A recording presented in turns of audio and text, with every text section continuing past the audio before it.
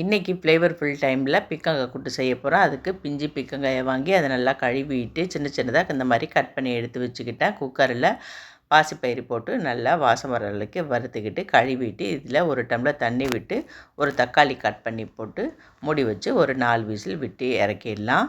இது நல்லா வெந்திருக்கும், ஆனால் குழையாமல் இருக்கும். இந்த மாதிரி இருக்கணுங்க.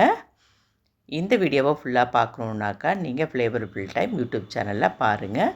இப்போ அந்த குக்கர்லேயே அதோடு சேர்த்து கட் பண்ணி வச்ச பீர்க்கங்காயை சேர்த்துட்டு ஒரு அரை டம்ளர் மட்டும் தண்ணி விட்டு மஞ்சத்தூள் உப்பு சேர்த்துட்டு மூடி போட்டு வேக விடுங்க. நல்லா வேகட்டும். இப்போ பாருங்கள் நல்லாவே வெந்துருச்சு. இப்போ இதுக்கு ஒரு தாளிப்பு கொடுக்க போகிறோம். அதுக்கு வெங்காயம், பூண்டு, பச்சை மிளகாய் மூணையும் சின்ன சின்னதாக கட் பண்ணி வச்சுருக்கேன். கருவேப்பிலையும் போட்டு நல்லா வதக்கிட்டு வேக வச்சுருந்தா அது கூட்டோடு சேர்த்து கொட்டிவிடுங்க. ஃப்ரெஷ்ஷான கொத்தமல்லி தலையை போட்டு மத்தால இப்படி நல்லா கிண்டி விட்டுடுங்க. அவ்வளோதாங்க, பீர்க்கங்காய் கூட்டு ரெடி ஆகிடுச்சு.